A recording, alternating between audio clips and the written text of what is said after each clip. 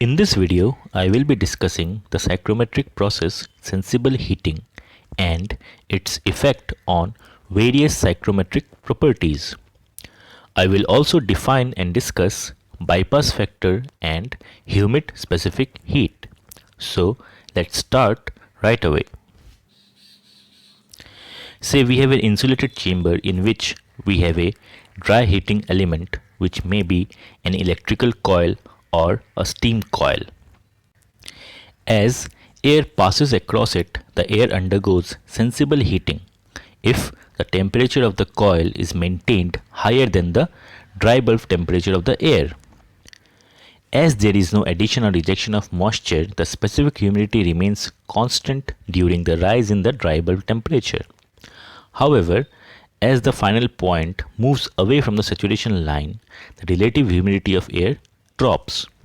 On the psychrometric chart, the process is represented by a horizontal line moving towards increasing dry bulb temperature.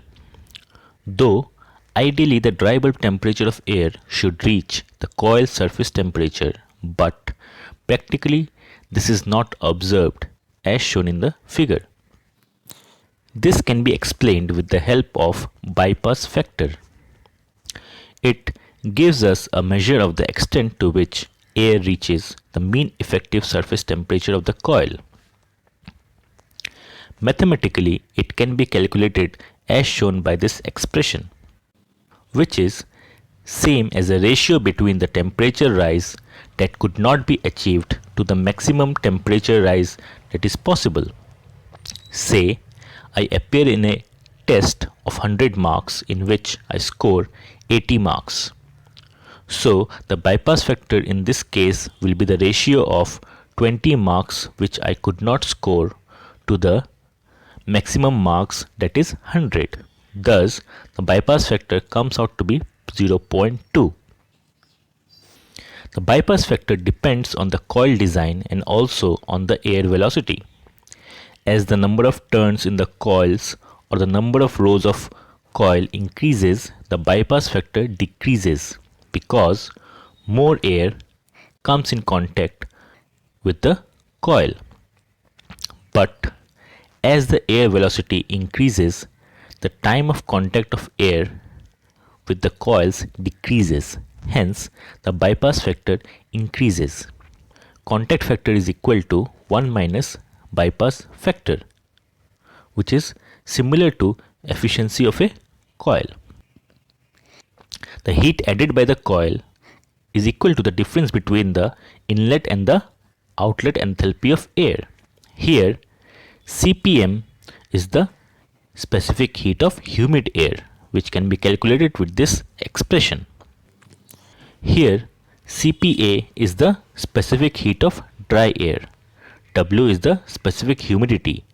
Though the value of specific heat of humid air varies with the specific humidity of air, in most cases it is considered to be equal to 1.022 kJ per kg Kelvin. Similarly, the heat added per unit time can be calculated by multiplying the mass flow rate with the specific enthalpy change.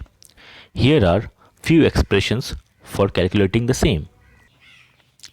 To summarize, let us understand the effect of sensible heating on different psychrometric properties. Here the process is represented by 1, 2. Now let us see which psychrometric properties remain constant. Now since there is no addition or rejection of moisture, the specific humidity remains constant, as does the dew point temperature. Now let us see which properties see a rise in their value. Now as we provide additional heat, the dry bulb temperature of the air increases.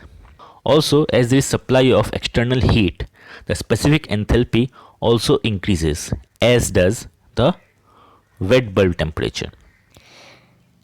Also, we see a rise in the specific volume of air. Now, the dew point depression is the difference between the dry bulb temperature and the dew point temperature.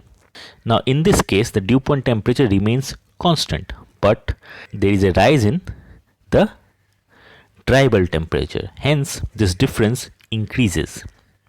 Next is wet bulb depression.